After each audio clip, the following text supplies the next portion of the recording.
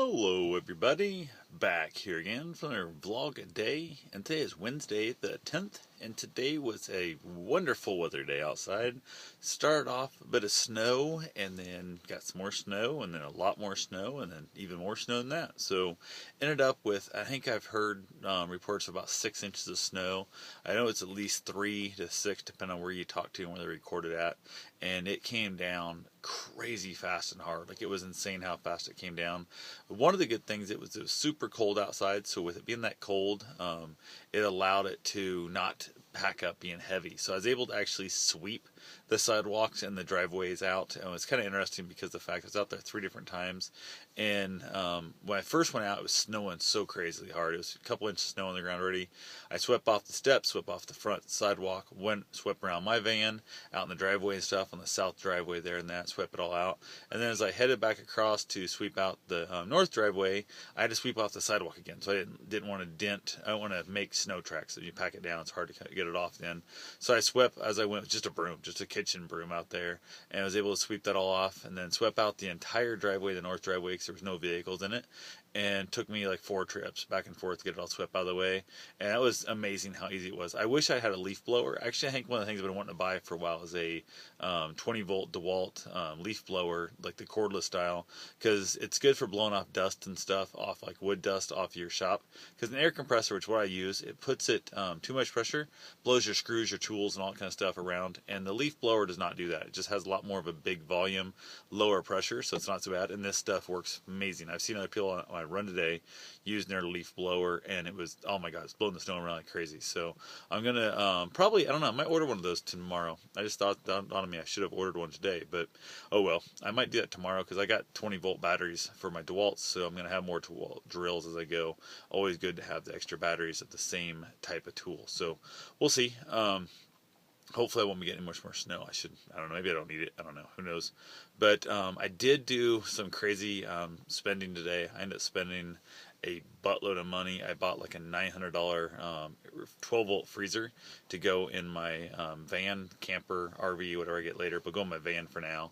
Bought a voltage regulator so I can basically cut off with the extra battery in the back, and then the front battery, so when I am driving, the alternator will actually charge the rear battery as well, but when I park and shut off the vehicle, it'll cut the power off, so I will not be able to drain the front battery. Well, I guess if I leave the radio or headlights on, it'll drain the front battery, but just running like my chargers and stuff and my fans and that kind of stuff in the back, it won't go dead, which will be awesome. So I still got to find the battery I'm going to put back there yet. I haven't decided to go with a bunch of 6 volt batteries or some 24 volt batteries and step them down to 12 volts, or how I'm going to do it yet. I don't know what I'm doing exactly. So I'm going to go tomorrow. I got some good advice from some people on YouTube, some friends of mine, and what they recommended. They said to go talk to some scrap yards and see if they have any old cell phone tower batteries, because they replace them about every 2 years, and they usually have a 10-year lifespan, so at least 6 years minimum. So that might be a really cheap way of doing it.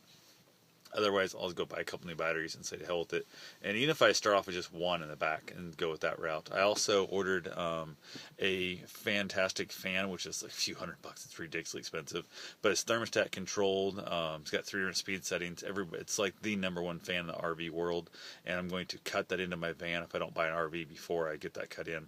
Because I'll probably do that, install it down in Florida because it's too cold to get the silicone and stuff to seal up here. So that'll be something I'll take with me, and basically hopefully find somebody to help me that has some tools right there, like a shop to work on, or even just a carport or something I can pull it underneath of, so when the rain comes every day in Florida, I won't have to try and tarp it over and stuff. So that right there will be a fun little project while I'm down there. Also insulating the top up and that.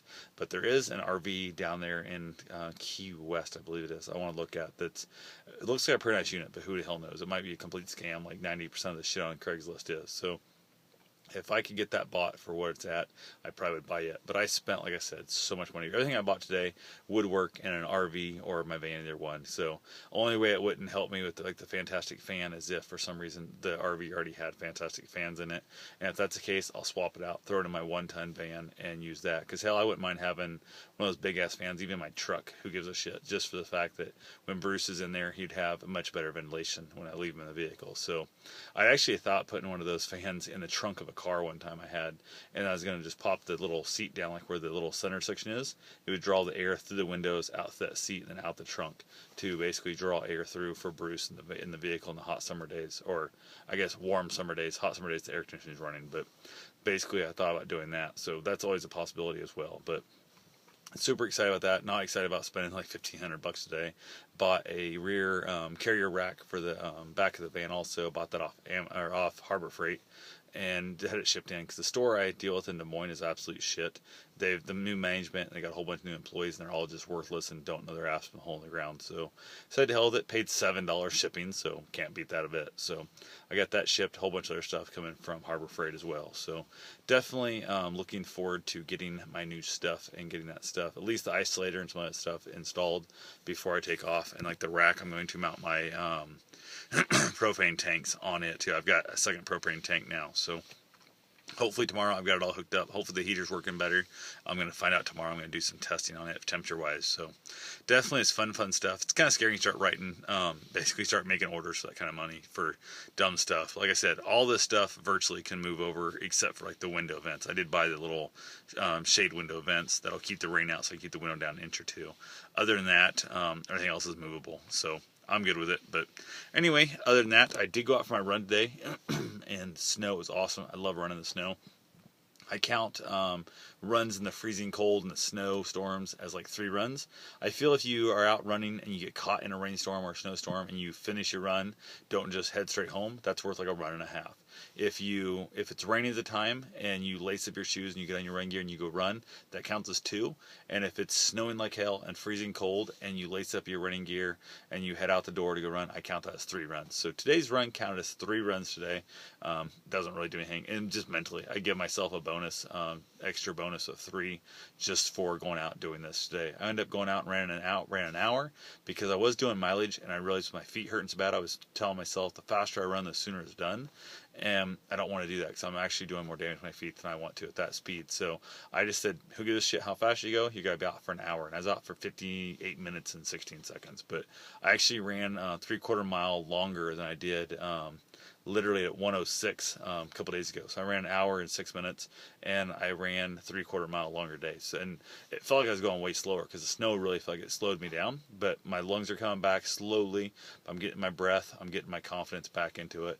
No water, no food, no nothing. Just went out there for an hour with nothing to drink, even stuff. Which in the wintertime is really dangerous. You gotta be careful. You can dehydrate yourself. So most runners don't do that. But I super hydrate my body. Like I drink a gallon of water a day type thing. I'm always drinking constantly.